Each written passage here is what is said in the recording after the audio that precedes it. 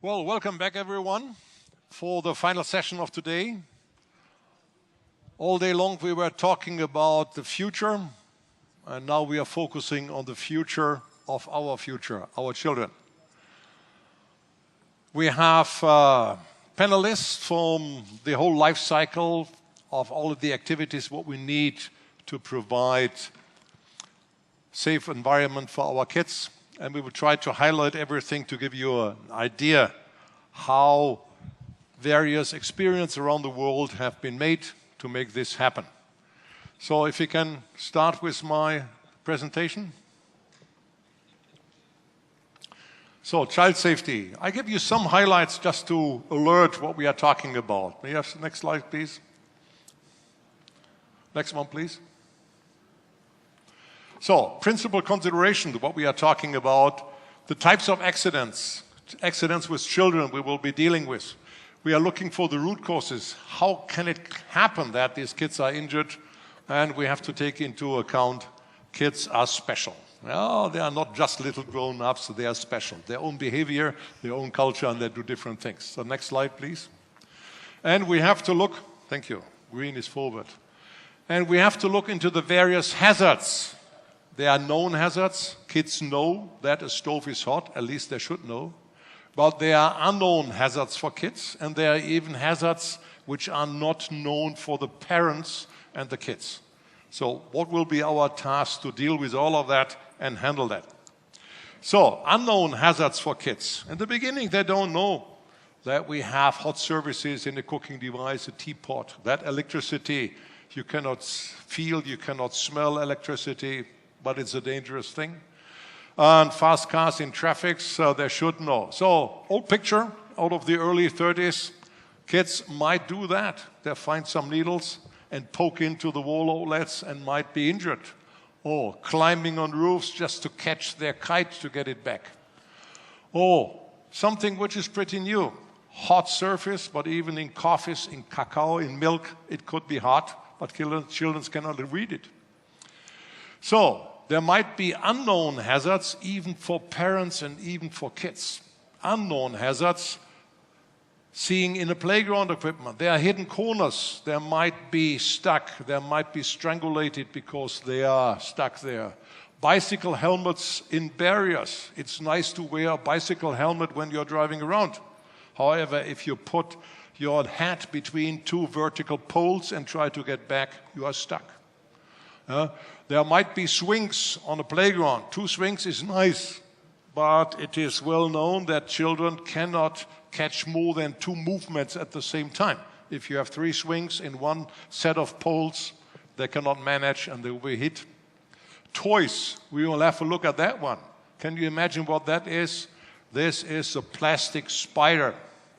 And if it gets wet, soaked in water, it will be expanding 6-10 times the size. Oops, what is dangerous with that? If they choke it, if they drink, it will expand in their stomach. And it can only be extracted with surgery. So I would call it a dangerous product. There might be chemical ingredients in toys. There might be the choking of small balls of all kinds. Bicycles, bicycles. We made the experience that the bicycle brakes are there, but the handles are so wide that children's hands cannot grab the bicycle brakes, so they cannot apply the brakes. Grown-ups could, but kids could not. There might be sliding door gaps. They are fumbling around, put their fingers in there, the door opens, the fingers are gone. So, unknown hazards. There might be this kind of toy driving around. There's one magic screw there at the front wheel. If it gets loose, there's nothing which can hold the kids when they're driving down the street. There might be electrical safety, not just at home. A carousel which I recently found. And all the control unit, if you want to call it control unit, electrical wires are touchable. And the kids will play around there and will feel it. And at the end of the day, do you want your kids to slide down a slide like that? I don't think so. So at the end of the day, do we have in mind and what will be the core item of this session? The kids are our future. We have to protect them. We have to protect them from hazards they know. We have to protect from hazards they don't know. And we have to protect them from hazards even their parents don't know. Their caretakers don't know. So if you look into that and ask ourselves, do we have hazards here in Abu Dhabi? Is everything safe? If everything is safe, then the session is over, we go home. But I don't think everything is safe, and so I would like to ask the first panelist to share his experience. The first panelist is Mr. Michael Griffner. He is Associate Professor in the College of Medicine and Health Sciences here in the United Arab Emirates. And he will provide us with some information about hazards he figured out and he found during his scientific studies here in the UAE. Michael, please go ahead. Green goes forward.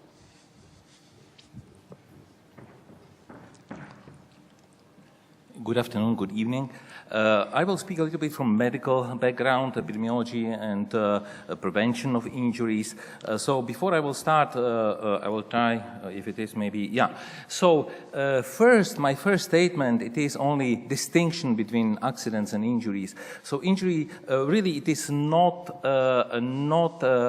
accident, and this is quite important issue, because many times if we are using the word accident, it is some connotation that it is not preventable, it doesn't have a risk factor, it has playing some destiny. So even some medical journals now not accepting paper if you use the word accident in the title. And why? It is more clear in this slide. So a child is exposed to different risks every day, and sometimes it has some event, and this event is accident. For example, it fall on the carpet, but it doesn't mean that this fall was leading to the injury. So maybe it will stand up and fall to play. So, but it is very important that some injuries are incredibly difficult and some disabled and some even leading to the death. What is very important to think about the causality of injuries, and this is very important to distinguish again between the two factors. Like one is I call proximate cause and one is underlying cause. Many times we are blaming children or parents, supervision, that this is really cause of the injury. But most important are factors related to the products, to equipment, environment. So if child will walk on the stairs and will fail, so we will blame parents that they didn't supervise the child, or child that he was going to the stairs, but maybe it was really we could somehow change the environment and the child will not come to the risky situations or environments. Is injury a problem in the UAE?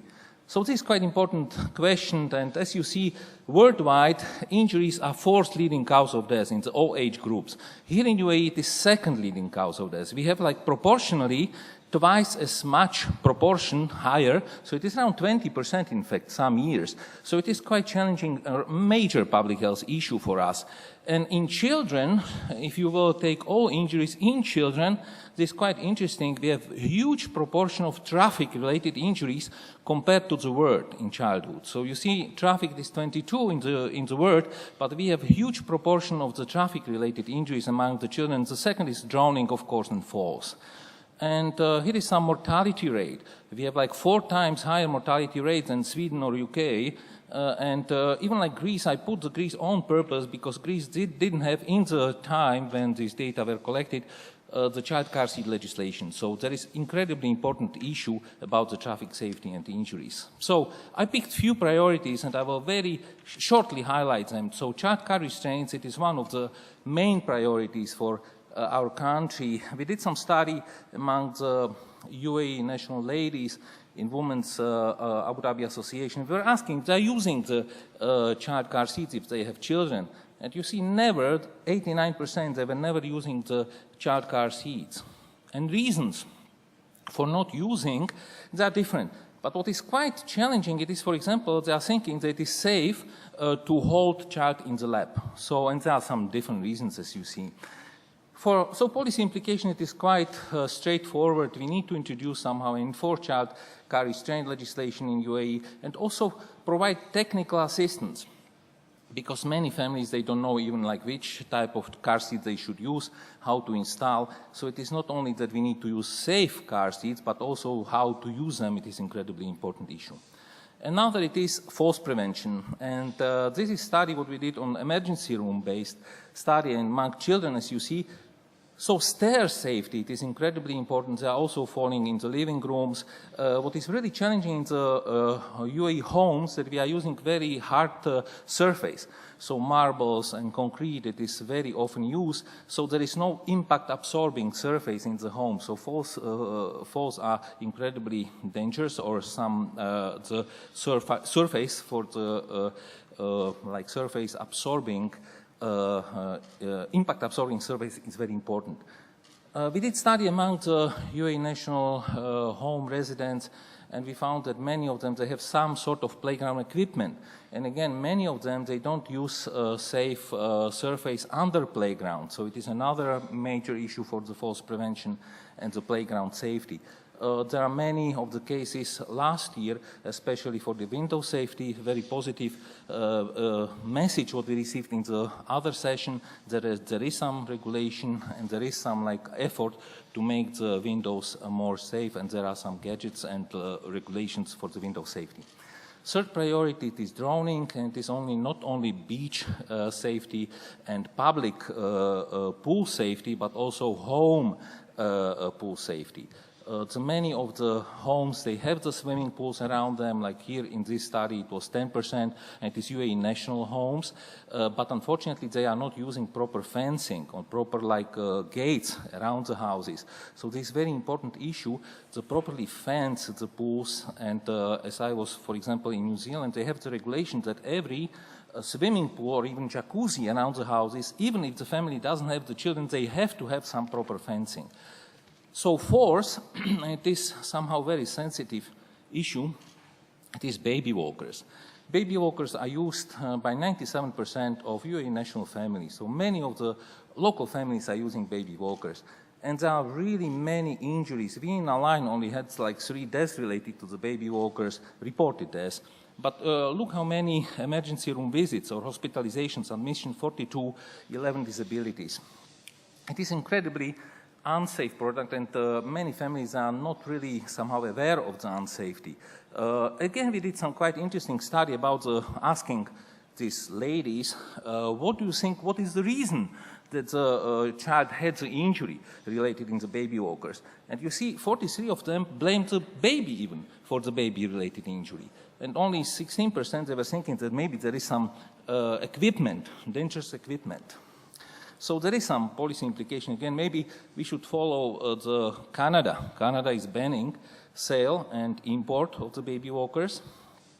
They are not focusing so much on the design because they found that, okay, so baby walkers, we can stop them from falling from the stairs, but we cannot really stop to move them.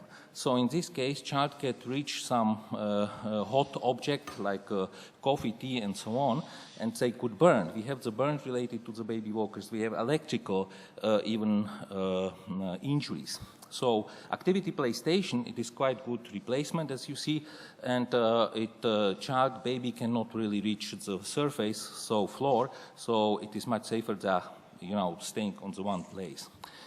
We have also some successes, and this is really quite interesting about camel riding related injuries.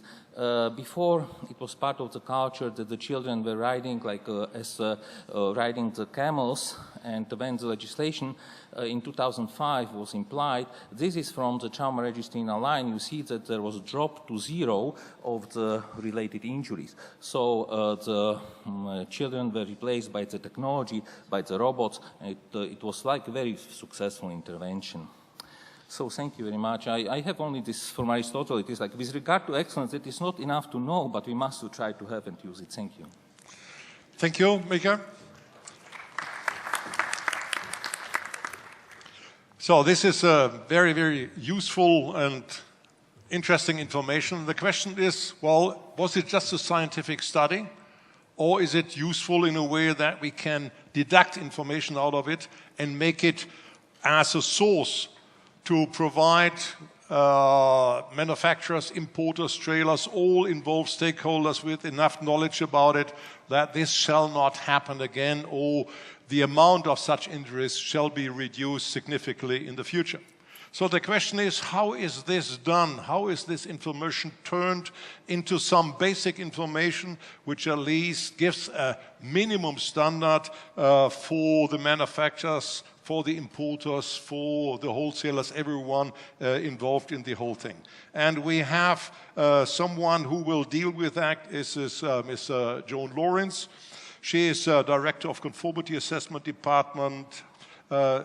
She is Vice President Standards and Government Affairs in the Toy Industry Association, dealing with standards since quite a while, having some experience on that, and let's see how it is done in some other parts in the world. How is this type of information transferred into a useful standard as a basis for the future?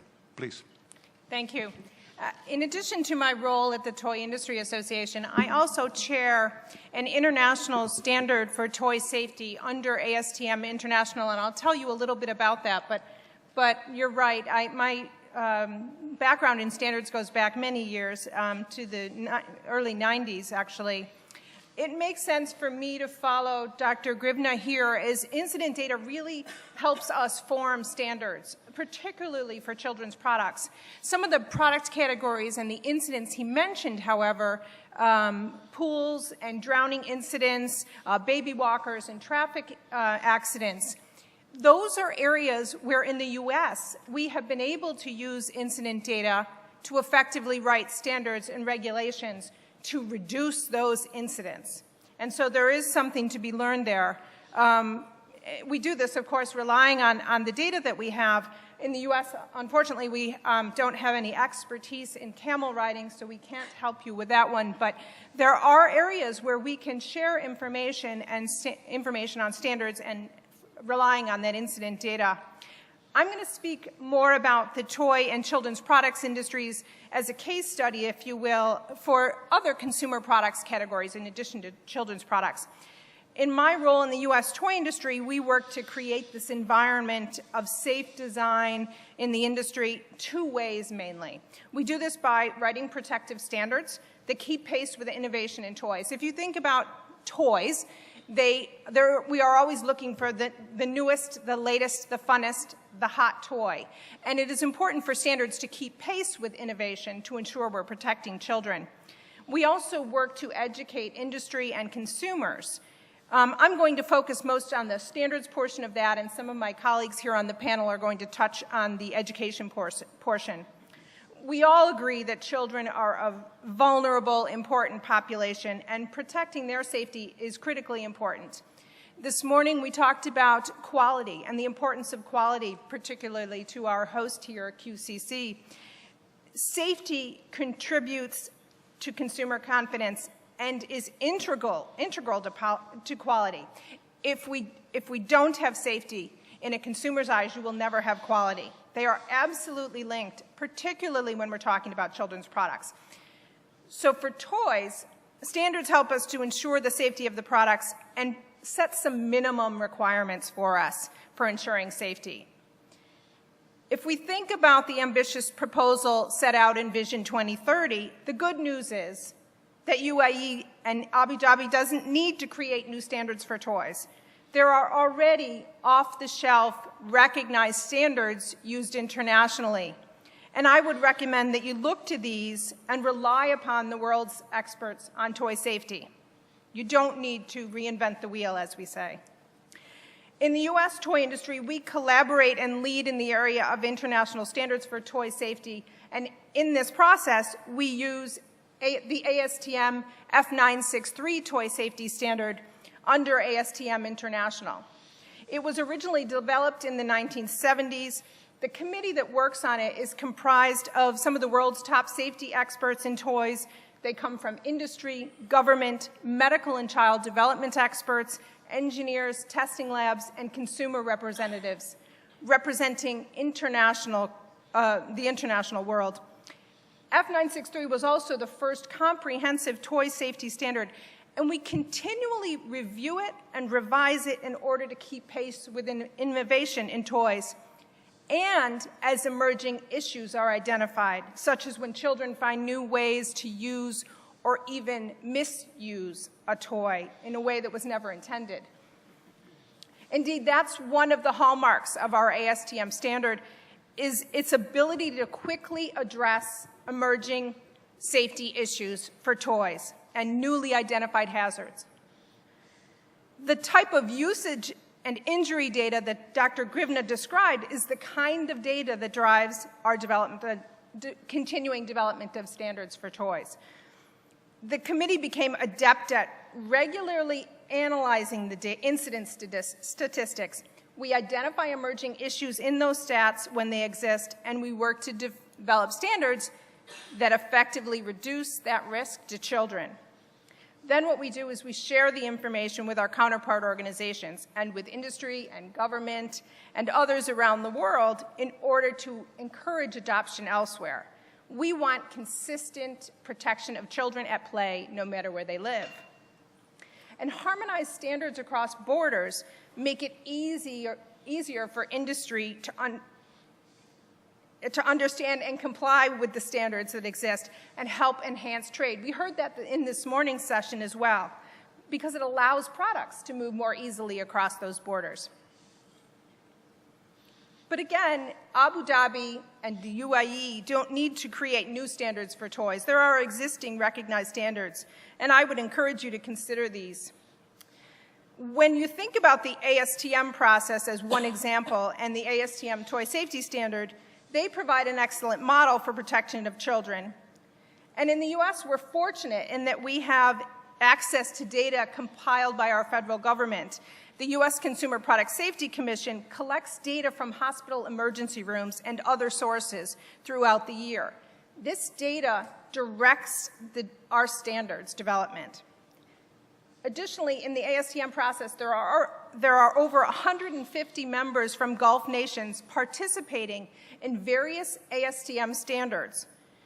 The ASTM process is open to all, and all are invited to participate. As one example, Saudi Arabia has already adopted the ASTM F963 toy standard, and we have met with GSO within the past couple of years with my esteemed co-panelist here regarding the potential recognition for the ASTM toy safety standard.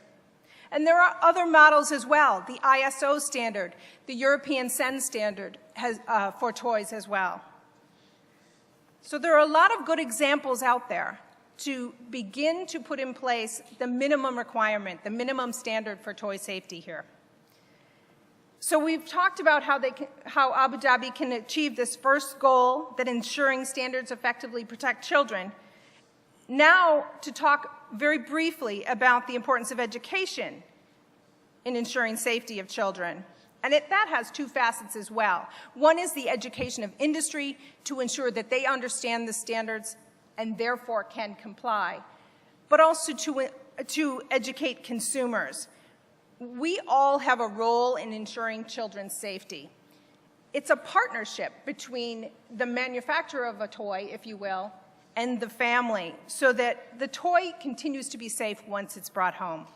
And if you consider this, that when it comes to children, a manufacturer can make a product safe, but the proper usage ensures its safety, you also will recognize the importance of ensuring parents and families understand their role in ensuring safe play, following instructions, reading instructions, demonstrating safe play for their children. We want children to explore and be creative in their play. That is how children learn about the world. But we must make sure that parents know that there can be safe and unsafe ways to play with toys. And my colleagues here on the panel will discuss that a little further. But just to summarize, we can create this environment that encourages safe design practices by adopting harmonized standards based on data, and that reflect the realities of the market. We also need to educate industry on what those standards are so they can comply, and educate consumers so that they can ensure safety once they take a toy home from the store. These are ways that Abu Dhabi can begin to build this infrastructure under Vision 2030 for safe and quality products for children. This model provided by the toy industry, however, can work for lots of consumer products, lots of children's products, but also the consumer product market as a whole. Thank you. Thank you. So, we have now safe standards. We have educated the industry, the importers, all stakeholders involved. Everyone knows how to apply the standard. Question, are they perfectly applied in the manufacture, the construction, and the distribution of these standards? There might be doubts. And there might be doubts. This is why to have such a regulation, such a regime in place, it's absolutely necessary that we have a market surveillance doing the control function, which is happening afterwards. And if you put this together, then we have some experience, which is from ESMA, and we will have then some information which will be provided by the Director of Conformity Affairs Department within ESMA, Mr. Abdullah Al-Maini. And I'm looking forward to your experience, what you have in the market surveillance related to child safety. Sure. Thank you very much. Excuse me, I'll speak in Arabic. And please make دائما لتفعيل أي قانون أو أي نظام أو حتى مواصفة في أي جزء من العالم أو أي دولة في العالم يجب وضع نظام فعال للرقابة على الأسواق والتفتيش وسحب العينات من الأسواق وفحصها. فلتفعيل مواصفات ألعاب الأطفال وأنظمة الأنظمة واللوائح الفنية الصادرة لألعاب الأطفال يجب وجود نظام فعال للرقابة، سحب المنتجات وفحصها في المختبرات وتحليل المخاطر الموجودة أثناء استخدام هذه الألعاب. دائما المنتجات التي تحمل شهادة المطابقة أو علامة المطابقة لا تعني أن هذه المنتجات مطابقة للمواصفات بشكل دائم أو مستمر. وجود نظام رقابة ونظام فعال للرقابة هو النظام اللي راح يسمح بالتأكد من أن هذه المنتجات مطابقة للمواصفات لمعايير سلامة التي وضعت من قبل فرق إعداد المواصفات.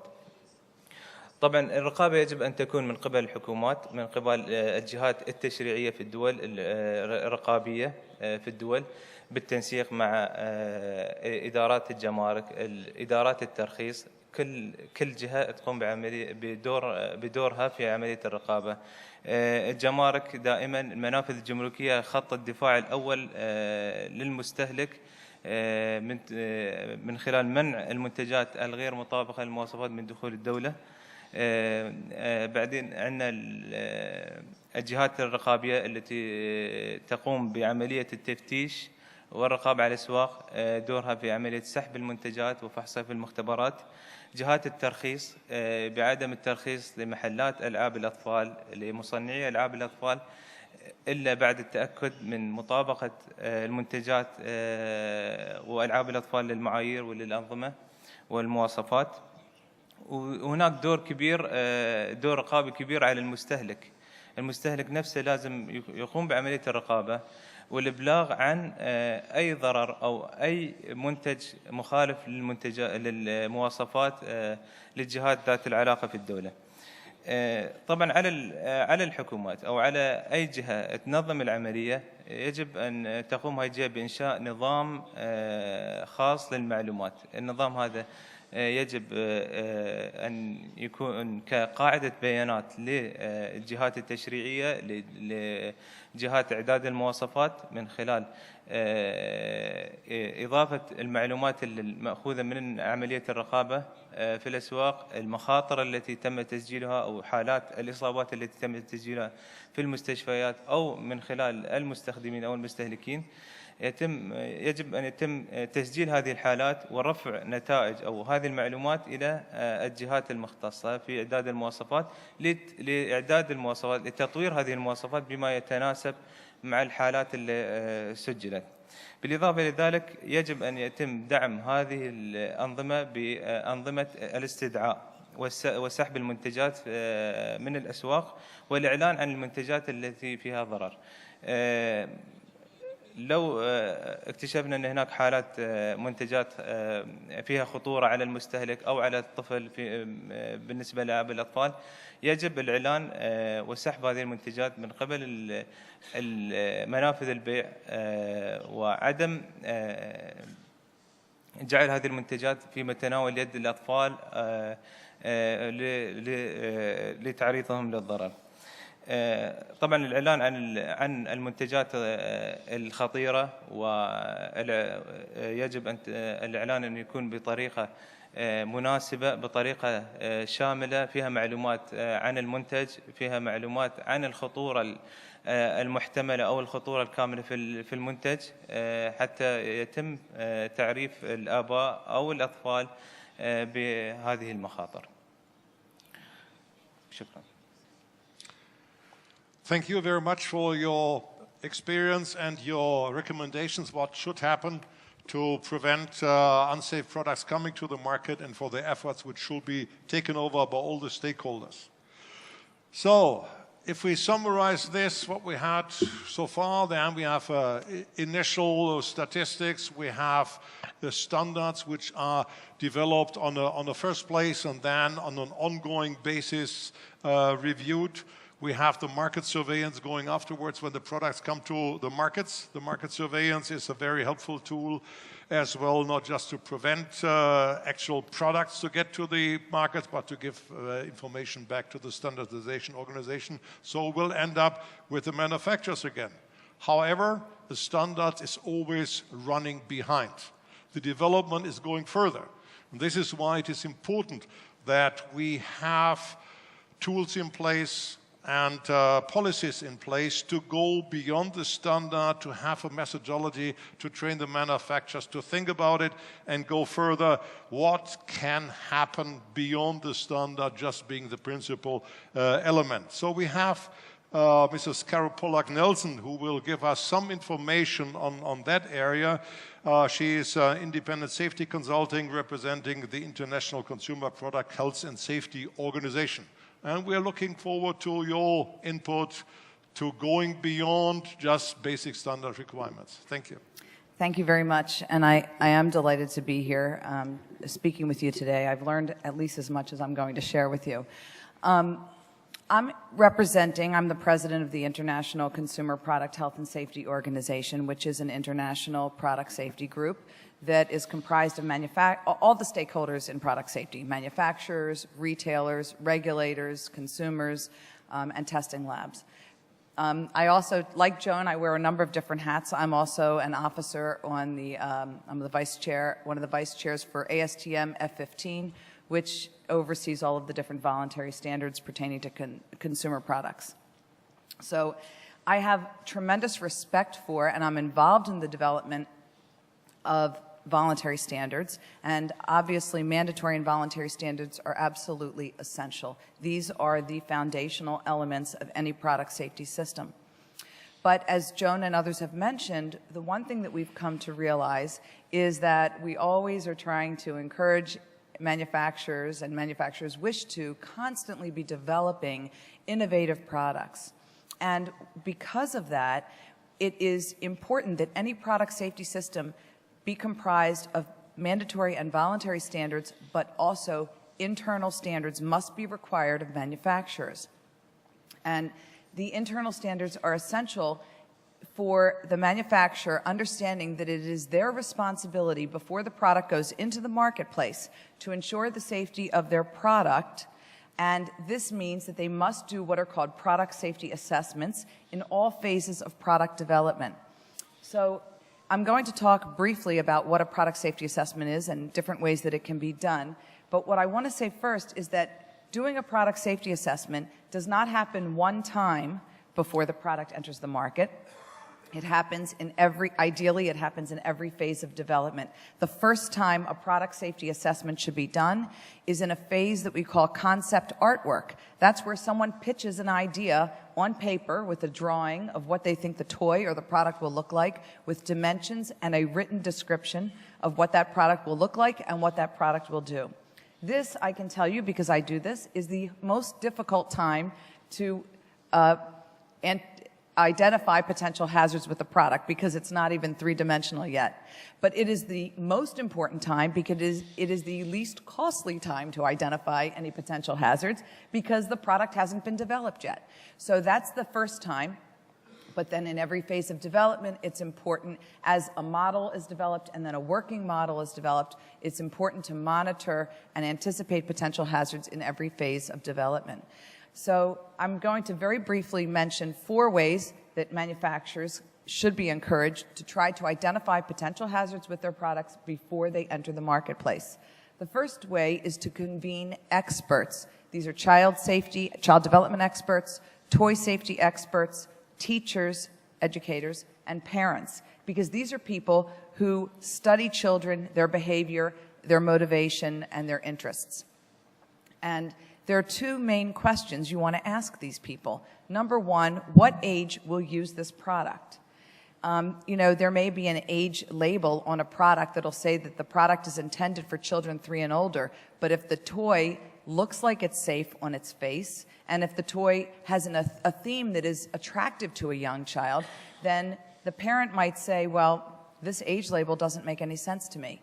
So you want to ask them, who is likely to use the product, and number 2, how will they use it, including, as Joan mentioned, anticipated, foreseeable, and reasonable misuse, alternative uses. So, for example, if a manufacturer makes a launching device that launches marshmallows, a soft device, you know, and there are such things, I'm not just making this up, but a launcher that launches marshmallows, you want to look at the end component of that launcher to see what else could a child attach to that, and you want to design it so that it can't facilitate the launching of other products.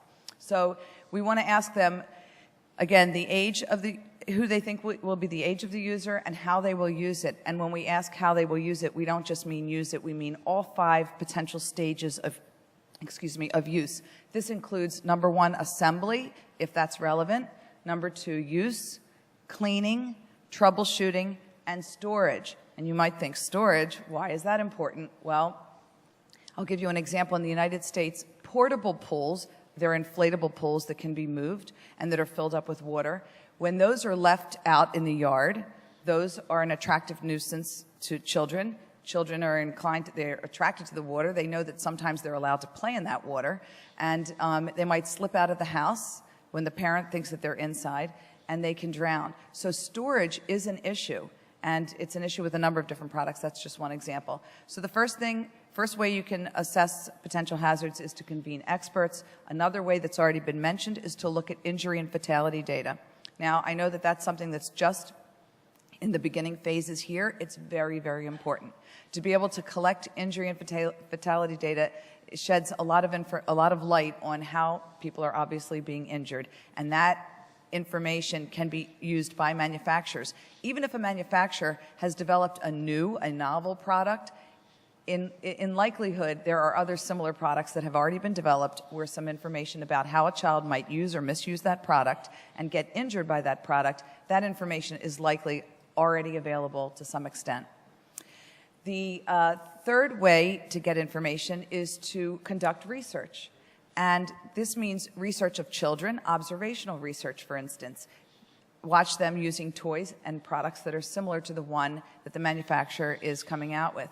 It also includes studying parents' perceptions of who they think the toy is suited for, parents' perceptions of supervision that would be appropriate for that product. There's a lot of different levels of supervision, and they can all be appropriate. We don't watch directly every child at every age, at every moment of the day, because we have more than one child. And also, a mother has things that she needs to do. A father has things that he needs to do. So we can't always have our eyes on every single child at the same time. There's auditory supervision, there's visual supervision, and there's intermittent supervision of both kinds. Lastly, you can consult with published literature that, or studies that have already been published. These are available oftentimes you can source them online and then obtain copies. And these, again, would investigate childhood injuries and fatalities, child play patterns, and parents' perceptions of toys that are appropriate at different ages. I think that in closing, what I'd like to say, and I think that I get from everybody up here, is that if the key question is how do you design a safe product, it really is an integrated and complementary process that's going to require mandatory standards, voluntary standards, internal manufacturing standards, education, market surveillance, and data collection. All of these things are going to be absolutely essential. Thank you. Thank you. I appreciate your participation in that kind of activity, because it really helps to get closer to our target, get safe products for our children. So what did we cover now? We have the research, what happened in the past. We have some additional items. We are going into the standards. We have the risk analysis going beyond the standard. We have the market surveillance afterwards. But until now, we forgot some small and tiny group, the users. So we do have not only the industry, we have all of the users, which are the kids, of course, their parents, their caretakers. They should be alerted and they should be informed about that. And I'm happy that we have Barbara Guthrie here on board. She is the Vice President Public Safety, Advocacy, Education and Outreach with Underwriters Laboratories. And she can report about well-established system, if I recall right, in 23 countries of the world, where it is already used. And let's see how this is done in more than one country of the world and how it will provide hints and information for you, maybe for implementation here in Abu Dhabi. Barb? Thank you, Wolfgang, and good afternoon, everyone. It is a pleasure to speak, and as all of us said, we are learning today just as much as we're able to share, so we thank you for that opportunity. It's very interesting following all the sequence of elements you've talked about. Underwriters Laboratories has been around for over a century, actually 118 years, and we test and certify products. We write standards for development for safety. We have market surveillance. We do inspections. We do any work related to the safety, the performance, the efficacy, the quality of the product. But yet, this addressed only the supply side of the formula and the supply side of the solution. What we really needed to look at, and you all recognized this early on, was the demand side, and that's the consumer side. A program that effectively supports, promotes, and invests in consumer education is the winning formula for society safety. When one goes out, how does a consumer realize and select a safe product? The question's asked. How does one properly use the product, we heard, is critical to the safety of a person. A little story. I had the privilege on Friday and Saturday of doing what I call research. Some may say shopping, but we did some research. We went to the Dubai Mall and the Said Souk. Thousands and thousands of stores. Hundreds of thousands of products. Wallets and purses of dirhams to invest in the economy. But yet no information, indication, or education on if what I would buy was safe.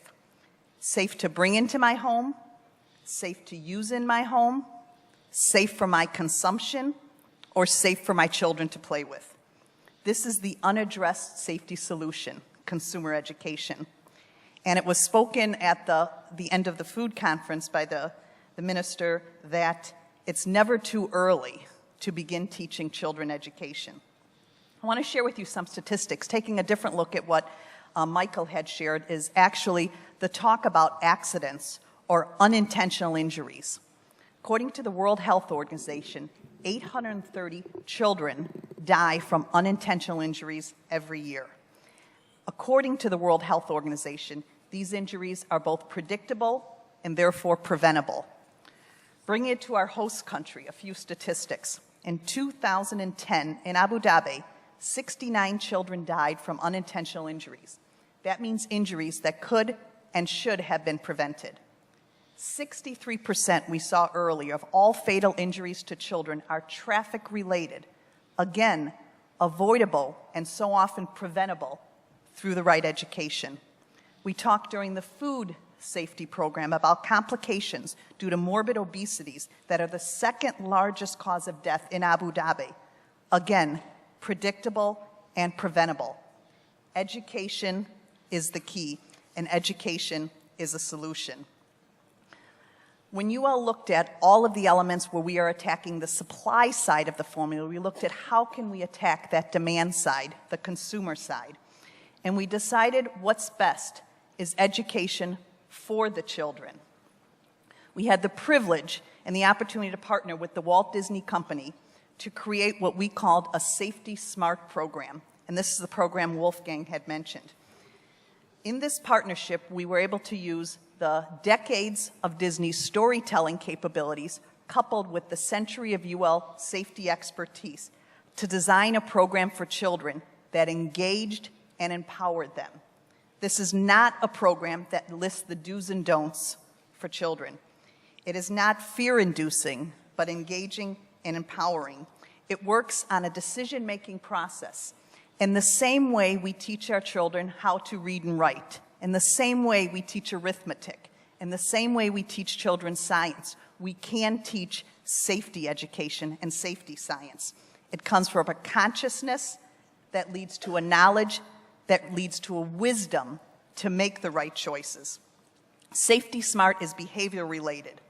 We have covered topics of home safety, which addresses falls, for example. As an instance, we can design staircases properly, we can design handrails, but we have to teach the children to use the handrails. They have to recognize the cause and the effect of their actions of not using handrails. We have covered water safety to recognize and teach and empower children how to take care around open waterways, around pools, around rivers and streams. Fire safety, environmental safety. Recently, we completed online safety, which covers online bullying, security, personal securities. Healthy and fit, again, because, again, children have to make the right choices. Yes, we have to define what's in our product, what's in the dates we heard earlier, what is the sugar content, but we also can and should teach our children to make the right choices and empower them to teach the rest of the family to make these choices. That's how we truly can tackle safe societies and safe environments.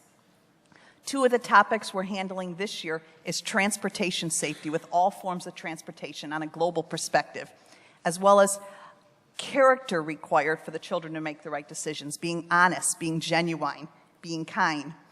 We've produced these videos and complete educators and parents guides along with them with the Walt Disney Company in 36 languages.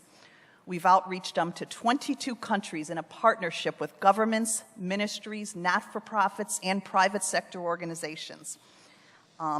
To date, we now have recorded a very conservative 117.2 million children and family have gone through the Safety Smart program. And we have conducted studies in 5 countries that this methodology does in fact work. It does affect behavior, and it does provide the children with what they need to grow to be sustainable, contributing adults in society. Safety education is what's demanded and should be demanded by the consumers, and is the safety education that will deliver a safer environment and a safer society. Thank you. Thank you, Barb. I can only emphasize each child, each kid which will survive by such a program is always a winner in the game. So now let's have a look whether or not the whole program, the whole area, what we touched today so far for child safety has been implemented in this part of the world, yes or no. And we have an example from Saudi Arabia, and I have the pleasure to announce the last presenter of today, Mr. Rashid Al-Askar, who will give us an information how this all has been implemented and put together into the activities in his country, and we're looking forward to your experience. بسم الله الرحمن الرحيم الحمد لله رب العالمين والصلاة والسلام على أشرف الأنبياء والمرسلين سيدنا محمد وعلى آله وصحبه أجمعين. شرفني أن أقف أمامكم من أجل عرض بعض الأنشطة التي تقوم بها هيئة تقييس دول مجلس التعاون. أنا أتحدث في هذا المكان باسم دول مجلس التعاون كمنظمة إقليمية وليس المملكة العربية السعودية فقط. وبالتالي سمعنا من زملائي على البوديوم هناك معلومات وإحصائيات حول السلامة، مواصفات قياسية للمنتجات، نظام رقابة فعال يجب أن يكون، توعية وتدريب للجميع المنتفعين في العملية، تحليل المخاطر في اللعب، كيف نستفيد منها لوضع نظام محكم لضبط السلامة في المنتجات بشكل عام وسلامة الأطفال بشكل خاص. قامت هيئة التقييس من واقع مسؤولياتها بتصميم منظومة لضبط السلامة في المنتجات في السوق الخليجية المشتركة، وهي سوق انطلقت عام 2008. من أهم العناصر ذات التأثير في ضبط سلامة المنتجات بشكل عام ولعب الأطفال بشكل خاص هي سياسات الدول. وفي دول مجلس التعاون هناك سياسة تشريعية تم رصدها، وهي تحرير التجارة بين الدول ودعم اقتصاديات الوطنية، وفي نفس الوقت حماية المواطنين من مختلف الآثار السلبية والمحتملة لاستعمال المنتجات.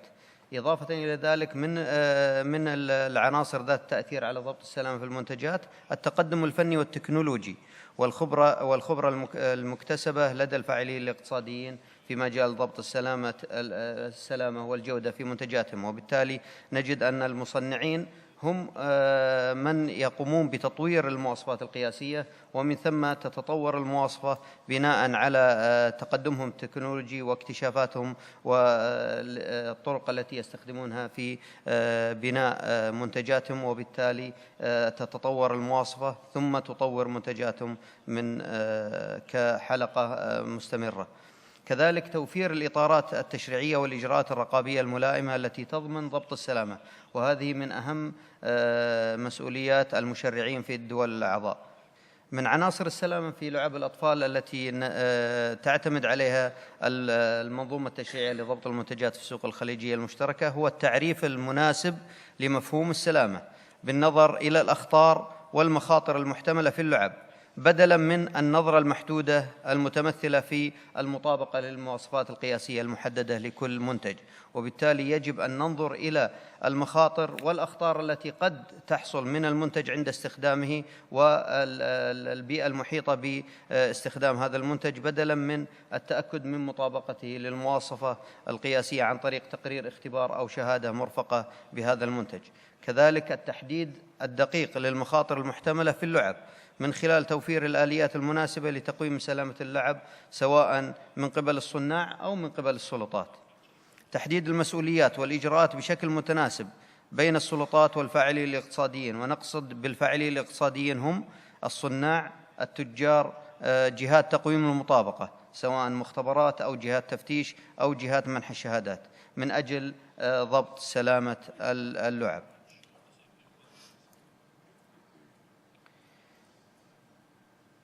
من المبادئ العامة لضبط السلامة في لعب الأطفال وفق التشريعات الخليجية تحديد المتطلبات التشريعية في الشروط الأساسية لضمان الصحة والسلامة. عندما نتحدث عن المواصفات القياسية نتحدث فهي عبارة عن وثيقة تشرح المتطلبات والشروط الأساسية لضمان الصحة والسلامة، وبالتالي يجب أن تكون المتطلبات الإلزامية معتمدة على حماية صحة وسلامة المستخدم والبيئة التي يعيش فيها، ومن ثم تأتي المواصفات القياسية لشرح وتفصيل كيف يمكن ضمان توفر هذه المتطلبات في المنتج المعني. كذلك اللعب المتوفرة على الشروط الأساسية وحدها يمكن وضعها في السوق الخليجية. تعتبر المواصفات القياسية الخليجية الموحدة مستوفية للشروط الأساسية للسلامة عندما يقدم الصانع أنه مطابق أو إثباتات أنه مطابق للمواصفات القياسية الخليجية الموحدة، فهو من باب أولى مطابق أو محقق لجميع متطلبات الشروط الأساسية، وبالتالي وسيلة للصانعين لإثبات سلامة لعبهم. وبالتالي فإن استعمال المواصفات القياسية الخليجية هو يعد اختيارياً، وبالتالي يحق للمصنع الاختيار في أي حلول فنية أخرى، وبالتالي إتاحة الموضوع للمصنعين عندما يكون عندهم تقدم تكنولوجي مختلف أو متقدم عن المواصفة القياسية. المهم أنه يعطي إثبات أنه حقق جميع المتطلبات الأساسية للسلامة والأمان في اللعبة. صممت هذه المنظومة على مرحلتين. المرحلة الأولى هي التأكد من سلامة المنتج قبل وضعه في السوق، ومن خلال إجراءات تتم قبل البدء في الاستيراد أو قبل الوضع في السوق. وعندما نتكلم عن الوضع في السوق وهو يشمل سواء المنتجات المحلية أو المنتجات المستوردة، فالمهم أنه قبل أن يضع هذا المنتج للاستخدام من قبل المستهلك، وتتم هذه العملية من خلال تقويم المطابقة لضمان توفر الشروط الأساسية للمنتجات المطروحة في السوق، وتتم عادة تحت مسؤولية الصانع، وتفضي إلى وضع شارة المطابقة الخليجية على هذه المنتجات. ثم بعد أن تتم هذه الإجراءات وعندما يتم الوضع في السوق، تكون هناك المرحلة الأخرى وهي مرحلة الإجراءات البعدية، وهي عبارة عن ضبط السوق وتتمثل في مسح الأسواق من خلال، وهذه المسؤولية يتحملها الدول الأعضاء من خلال الجهات الوطنية داخل دول مجلس التعاون في سوقها المحلي، وتتأكد من توفرها للشروط الأساسية من خلال عمليات منظمة ممنهجة لمسح الأسواق. نحن لا نريد أن تكون عملية مسح الأسواق هي عبارة عن ردة فعل. عندما نعرف أن هناك خطر في منتج نقوم بعملية مسح الأسواق لهذا المنتج، إنما نريد عملية ممنهجة لمسح الأسواق تكون مرتبة ومنظمة بشكل دقيق على مدار الأيام. هذه شارة المطابقة الخليجية التي يجب على المصدر أو المستورد أو المنتج المحلي أن يضعها عندما يقوم بجميع العمليات قبل الوضع في السوق، وهي تدل على أن المنتج آمن وصحي للاستخدام وليست علامة جودة. خلاصة الموضوع، تأتي ضبط السلامة في اللعب من خلال سياسات ومنظومة تشريعية متكاملة لضبط السلامة في المنتجات في السوق.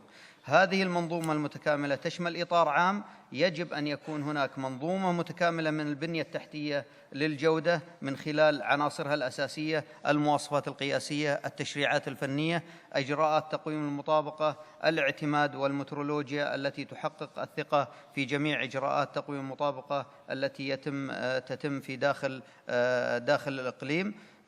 ثم تمكن هذه العمليات من تسهيل التبادل التجاري بتشجيع الممارسات الجيدة للتصميم والتصنيع وضبط السلامة، وبالتالي تضمن في نفس الوقت الإطار والآليات الفنية والفعالة لضمان مستوى عالي لحماية المواطنين. هذا والله أعلم، وشكرا لكم. Thank you very much for this excellent conclusion of all of the activities we are addressing today. I think we can state that children are playing around the world in a more or less similar way. The manufacture and production of toys is an international thing, and therefore for me it's a consequence that the standards should follow some international rules, yes, taking into account special national or regional activities. However, it should be an international standard so that the manufacturers and wholesalers and traders in the world know exactly what they are supposed to do, and so the children around the world shall be protected in an appropriate way. So I can just say thank you for this excellent summary of that, and I open the floor for additional questions from your side. There's one.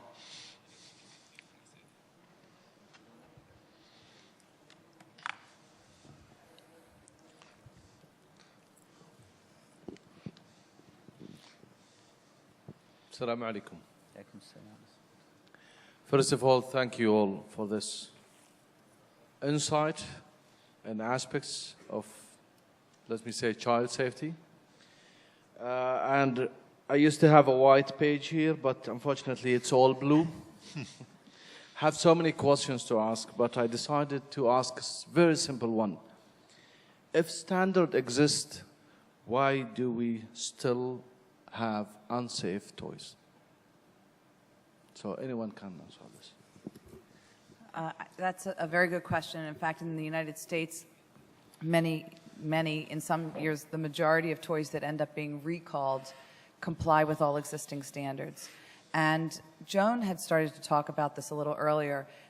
Standards are basic requirement, but the toy, they don't mean the toy is safe. They mean the toy passes the requirements in the standard. Now, some standards are much more comprehensive than others. In fact, the F963 toy standard from ASTM that Joan mentioned is probably one of the most comprehensive standards. And I think a lot of that has to do with the people sitting on the committee are very responsive. They are very quick to respond as soon as a new hazard pattern is identified. However, we're not just talking about toys. We have children's furniture. We have children's clothing. There are a lot of children's products out there, and every standard committee is not exactly the same. I think that they all work very hard. But the point is the product is only as good as the standard, and the standard can try to be as comprehensive as possible, but when there are new designs constantly coming out, the standard is trying to catch up to that. Innovative designs and creativity are ahead of standards, just by the nature of what they are. Barb? Now, so I'd like to add, what we have to remember is as good as we are in the standards development, the code compliance, and the regulatory environment, children are creative, and children will experiment, and children will create new behaviors that have not yet been anticipated as a foreseeable hazard. So we're never done with what we need to do. Use them as experts. Yes. Actually, a little side story, we do tours of the UL laboratories with children, and we bring them to 12 different sites to watch the testing. And they have been extremely creative in how to make a microwave catch on fire. And I said, you should join our standards committee, because we do not think of all the things the children think of. And on that note, I would add that you cannot possibly predict all of the ways a very young child will use and look at a toy. If you ever watch a child interact with any kind of object, they think of new things to do with it that an adult might not naturally think of. And so while we do sit around and try to predict all of the ways a child might creatively use a product, we can't possibly predict them all. Carol, Dr. Nelson, I've often heard say something, and she words it much better than I do, but it really is about that standards are written for general categories of products and hazards. And while you need to make sure your product complies, it is not written specifically for your product. And if you've come up with something new and different and innovative, you need to do the extra thinking to determine how you need to take an extra step. And then something that we've touched upon, I didn't speak about it, but others have touched upon it. Compliance with standards needs to be required. There are voluntary standards, and very honestly, I'll tell you that in the U.S. we did have a crisis of toy safety several years ago because our standards, the ASTM standard at the time, was not required. It is now required by law, and certification with the standard must be demonstrated with a testing lab, by an independent testing lab. And I think that's part of the key to ensuring safety. It's not enough to trust that companies have taken steps to comply. نرجع لموضوع السؤال. وجدنا المواصفة، فلماذا يوجد منتجات غير سليمة؟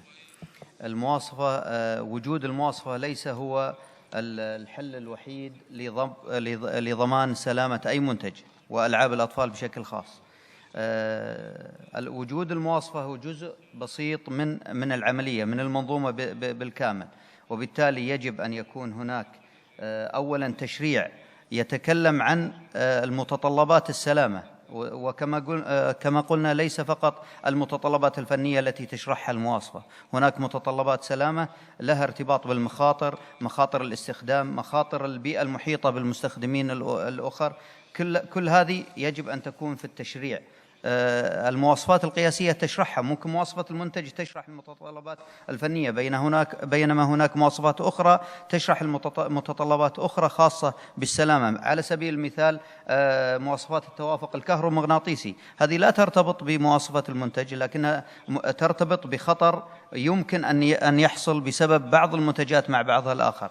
لذلك وجود المواصفة ليس هو الحل الوحيد لضبط السلامة، هناك منظومة متكاملة يجب النظر إليها، تشريع مناسب معتمد على المخاطر، معتمد على السلامة، وجود هيئات تقويم مطابقة تقوم بالعملية، هيئات تقويم مطابقة من مختبرات، من جهات تفتيش، من جهات منح الشهادات، ثم بعد ذلك يجب أن نضمن كفاءة تلك المختبرات أو تلك جهات تقويم المطابقة من خلال عملية الاعتماد، وبالتالي هي عملية منظومة متكاملة يجب أن تبنى بشكل متوازن ومتوازي، إضافة إلى وجود وجود المحركين الأساسيين لهذه المنظومة من خلال تدريب مفتشين، تدريب فني مختبر، تدريب مفتشين مدربين لكيفية الحصول وتحليل المخاطر التي يمكن أن يجدونها من خلال المنتجات المعروضة على الأرفف للمستهلكين.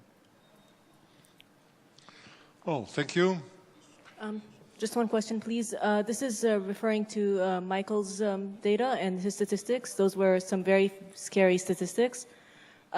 But I want to know if the data delves deeper into what percentage of those accidents were caused by the negligence or our dependency on domestic help and not parenting, and if the rest of the panel agrees that that should be part of our education program. The question about the data, I think, is incredibly important, especially for UAE, as we have different data sources and they are many times not compatible and not including the information about the product. So, for example, injury surveillance, which started only now in Abu Dhabi Emirate, is based on the emergency room visits. There is not such injury surveillance in Dubai or in other Emirates, and there was no even like the product information variable about the product. So we could have some like injuries related to the children age groups, but we didn't know if it was related to the product or not. So this is really the challenge. Another is mortality reporting. So that means, are there any deaths, injuries related to the products? We don't know. Only recently, and it is like a couple years only in the Abu Dhabi, there is variable about the product. So if there is some death related to the product, it will be recorded. This information is incredibly important because this feeds, as we heard this, another steps, you know, the changes in the safety regulations and so on. So I think it is very important for us. It is also important to do some research on the knowledge, attitude, and practice of the parents, of the children, and the caregivers.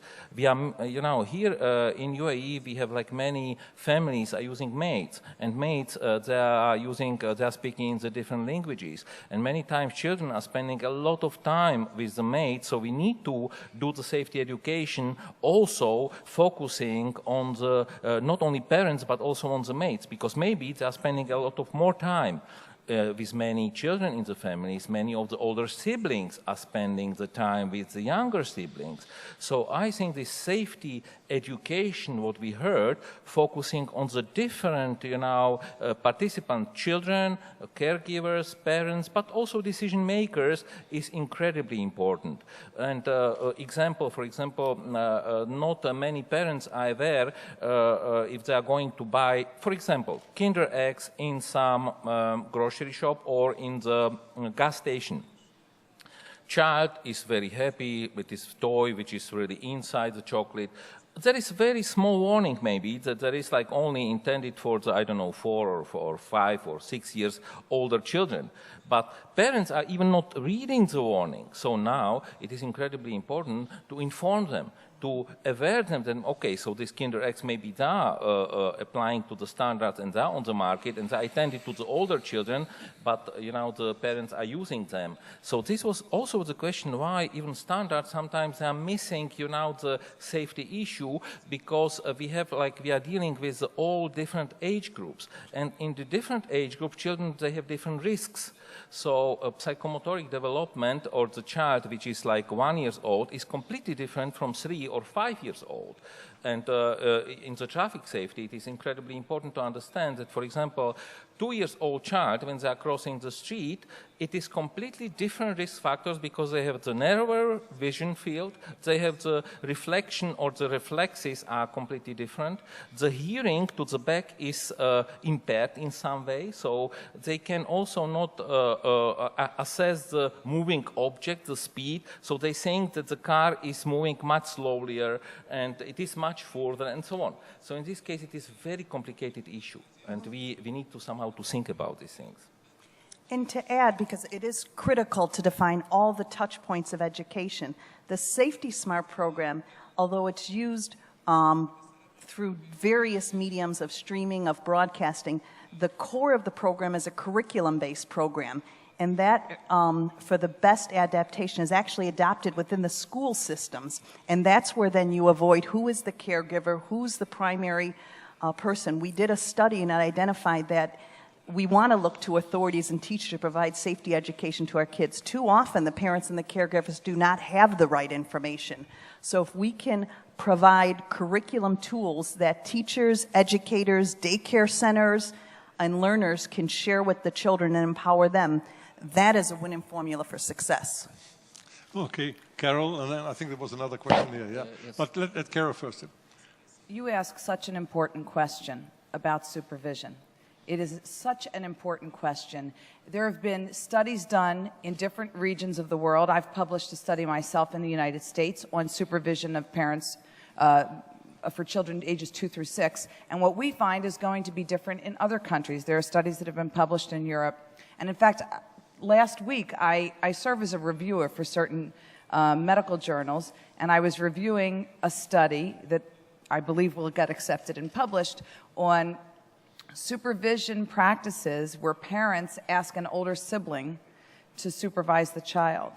And I think that if you look at child caregivers, nannies, I'm not sure what you call them here, maids or nannies or whatever, if you look at them and if you look at older siblings, the type of care that will be given, the type of supervision in terms of the knowledge of that sort of pseudo-caregiver for the child is not the same as the parent. It may not be as intuitive, and it may not be as conscientious. And one thing that I thought was so interesting in the study that I just read was that it's not enough to say to the older sibling, watch your brother.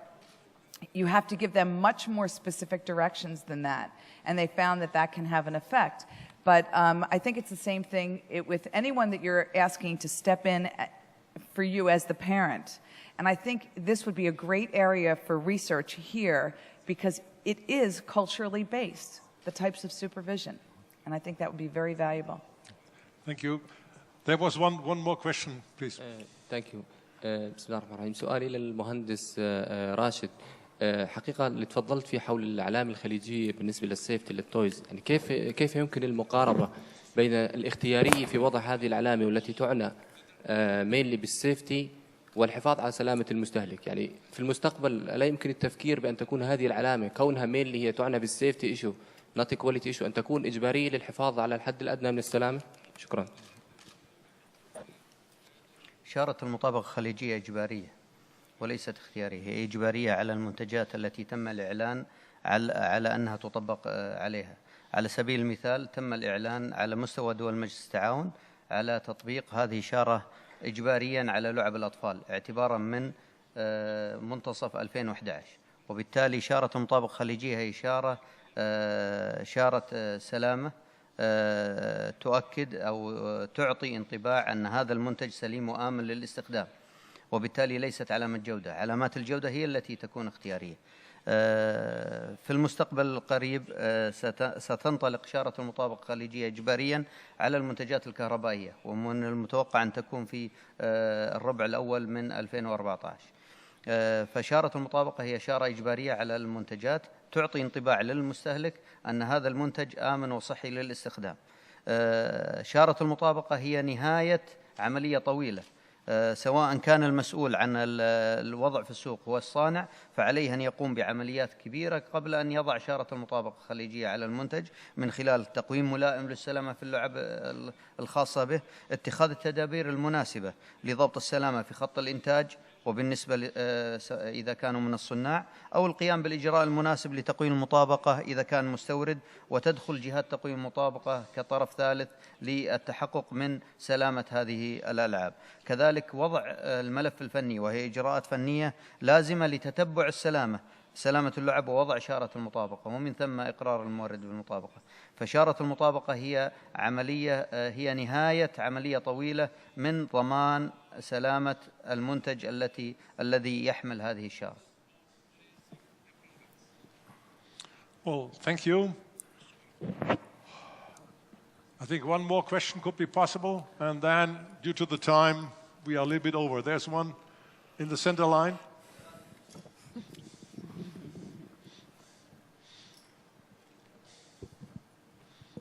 Hi, everyone. As you know, today we have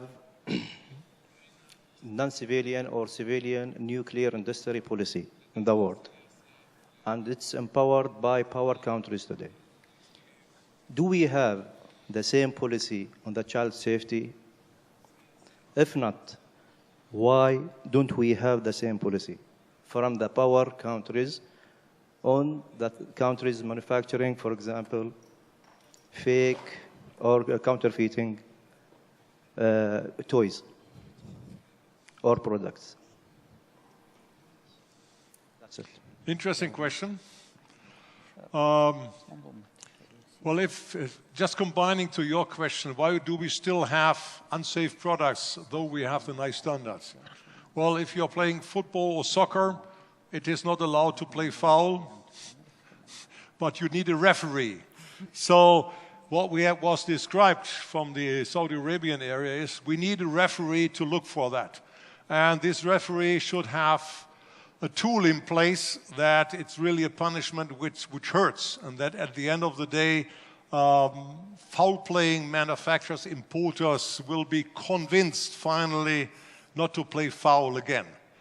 It's an important thing, and I think if all of the customer countries of the world deal with a manufacturing country of the world and give the same message, then with the joint efforts there will be a change.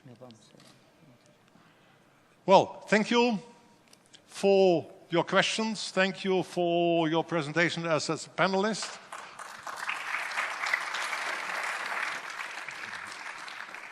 I will not apologize that it took a little bit longer, but it showed that there is an interest, there is a need to work on our future, and the children are our future. So let's do everything all together and do the best for our kids. And if our kids will survive, then we will have fun if we have grandchildren like I have. Thank you very much.